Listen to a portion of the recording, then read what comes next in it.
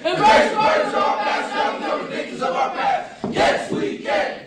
The chant Alpha Omega by these young men in camouflage pants and boots refers to the book of Revelation and the messianic idea of Obama being the beginning and the end. I myself have witnessed a small child at one of our major airline hubs chanting over and over again, "Obama speaks, Obama speaks," before an adoring mother. The child had obviously been indoctrinated either by his mother or his school.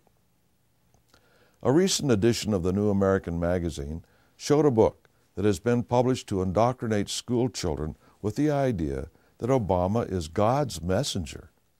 It is all reminiscent of a classroom in Germany in the 1930s.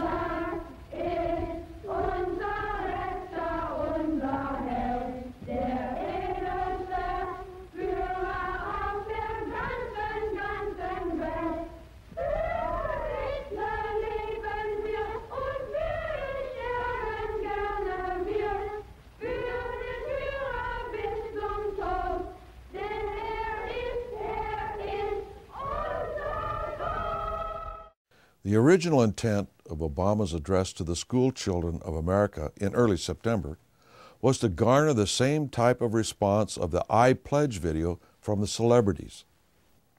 Once the speech was announced and the lesson plans revealed, what ensued was an outcry that caused the White House to tone down the speech into glittering generalities about studying and doing their homework. A lesson plan, as it was to be read in the original, stated, quote, "Write letters to themselves about what they can do to help the president," unquote. Then the children were to post signs around the classroom to show their support of the president and their goals towards that process. The proposed plan was a violation of federal law to begin with. And with a rise in resistance by many concerned Americans, the Obama administration is moving forward more cautiously. Currently, there is a move to have all student loans come from government. If this happens, the so-called voluntary youth service may become a mandatory part of getting these loans sooner or later. The appointment of a new Undersecretary of Education in 2009 is another critical step. As one of Obama's new czars, Kevin Jennings, is in charge of the Safe Schools program to stop bullying on the school grounds and to stop drug use. He is a long-time activist in the homosexual movement. He wrote the foreword to the book, Queering Elementary Education, and has long been active in school programs to not only get children to accept homosexuality, but to celebrate it. He has admitted that the use of promoting safety in the schools is a political device to promote homosexuality. And Jennings has enabled hundreds of schools to institute annual pro-homosexual programming as the founder and executive director of the Gay, Lesbian, and Straight Education Network. Hitler had his homosexual youth leaders. Hitler himself hid his own homosexuality and that of his chief lieutenants from the German people. Even today, it is a relatively unknown fact. We see in Jennings the standard tactic of the homosexual agenda: go where the children are and recruit, not only into the homosexual lifestyle, but to organize them as well into workers for the state. Jennings is not simply for the tolerance of the homosexual lifestyle. He wants to suppress the religious right in the process, saying that they can drop dead. Those are the mildest of the words he has used. Tolerance to these people is a one-way street, for they have zero tolerance of moral people. Once they have organized these youth, they have always turned them loose on moral people and opponents of the state. Appointments by czars and other high officials by Obama have included open communists, militant socialists, as well as many tax cheats.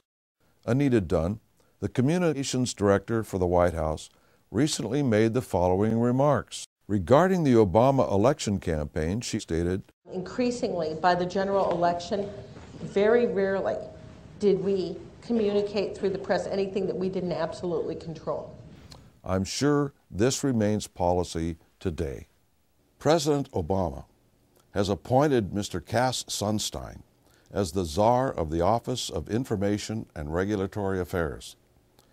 As a Harvard law professor, Mr. Sunstein actually advocated in a paper he wrote that the government send agents into organizations that believe a conspiracy exists within the government, thereby neutralizing those organizations.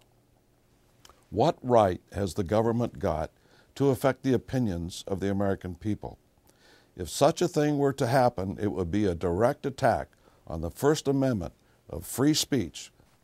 Does the Constitution or the American people give the right to the President to take over the banks through massive amounts of public funds?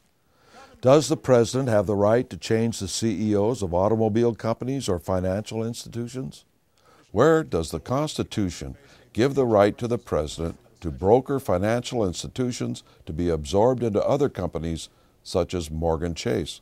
What we are seeing is the process of merging economic systems as outlined in a conversation between Norman Dodd of the Reese Committee and H. Rowan Gaither of the Ford Foundation. I said, yes, Mr. Gaither, I'd like very much to know. Whereupon he made this statement to me, namely, Mr. Dodd, we here operate on in response to similar directives, the substance of which is that we shall use our grant-making power so to alter life in the United States that it can be comfortably merged with the Soviet Union.